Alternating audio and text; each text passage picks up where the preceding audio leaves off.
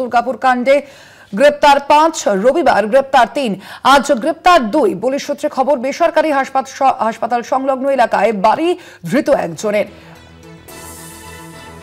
Police সূত্রে খবর, বেসরকারি হাসপাতাল সংলগ্ন এলাকায় বাড়ি ধৃত একজনের দুর্গাপুর কাণ্ডে গ্রেপ্তার 5, রবিবার গ্রেপ্তার করা হয়েছিল 3 জনকে, আজ গ্রেপ্তার করা হলো 2 জনকে। অর্থাৎ প্রাথমিকভাবেই আমরা দেখেছিলাম যে 5 জনকে কিন্তু এই ঘটনার প্রেক্ষিতে পুলিশ চিহ্নিত করেছিল এবং সেই ঘটনাতেই এবার 5 জনকে গ্রেপ্তার করলো পুলিশ। পুলিশ সূত্রে খবর, বেসরকারি হাসপাতাল এলাকায় একজনের বাড়ি রয়েছে এবং ইতিমধ্যেই ঘটনার সম্পূর্ণ তদন্ত করা হচ্ছে পুলিশের তরফ থেকে। এই ঘটনায় প্রাথমিকভাবে 5 জনকে চিহ্নিত করা হয়েছিল এবং সেই ঘটনাতেই এবার 5 জনকেই গ্রেপ্তার করা হলো। দুর্গাপুর কাণ্ডে এবার গ্রেপ্তার করা হলো 5 জনকে।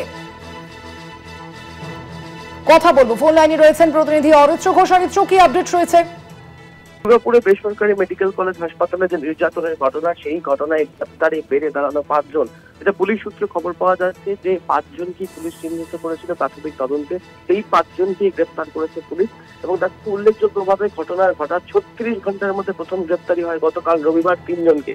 তাদেরকে 10 দিনের পুলিশের হেফাজতে পেয়েছে পুলিশ এবং তারপরেও কিন্তু গতকাল রাতভর যে সংলগ্ন এলাকা, যে বেসরকারি মেডিকেল কলেজ হাসপাতাল সংলগ্ন এলাকা, সেই এলাকায় ড্রোন উড়িয়ে পুলিশের তরফ থেকে রাতভর নজরদারি করা হয়।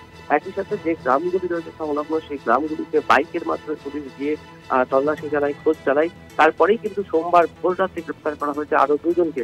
এবং যেটা পুলিশ সূত্রে খবর পাওয়া যাচ্ছে যে এই যে গ্রেপ্তার হয়েছেন সোমবার সকালে, সেই ধৃতদের মধ্যে একজনের বাড়ি এই বেসরকারি মেডিকেল কলেজ সংলগ্ন এলাকাতেই, এবং তার ভূমিকা ঠিক কি ছিল সেই বিষয়টি খতিয়ে দেখছেন। এবং আজকে আরেকজন যে ধৃত, দুজনের মধ্যে একজন যিনি রয়েছেন তিনি দুর্গাপুরের মিউনিসিপ্যাল কর্পোরেশনের অস্থায়ী কর্মী বলে জানা যাচ্ছে পুলিশ সূত্রে। সব মিলিয়ে তাদের দুজনকে আজকে আদালতে পেশ করা হবে, পেশ করে নিজেদের হেফাজতে নিতে চাইবে পুলিশ।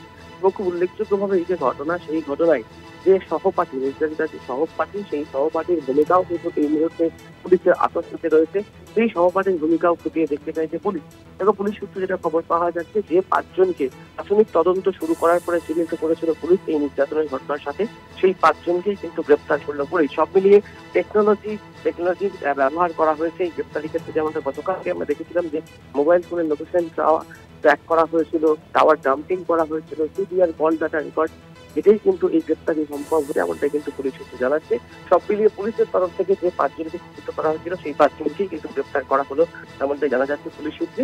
সব মিলিয়ে পুলিশের যে ভূমিকা, সেই ভূমিকাও কিন্তু অত্যন্ত সন্তোষজনক দেখা যাচ্ছে। কারণ ঘটনা ঘটার 36 ঘন্টার মধ্যে প্রথম গ্রেপ্তারি হয়েছিল, তারপর 48 থেকে 50 ঘন্টার মধ্যেই পুরোপুরি যে গ্রেপ্তারি, যে তাদেরকে সাসপেক্ট করেছিল পুলিশ যে 5 জন যারা জড়িত থাকতে পারেন, তাদেরকেও গ্রেপ্তার করে পুলিশ আজকে আদালতে পেশ করে ধৃত 2 জনকে নিজেদের হেফাজতে চাইবেন এডিপিসি অর্থাৎ আসানসোল দুর্গাপুর পুলিশ কমিশনারের গোয়েন্দারা।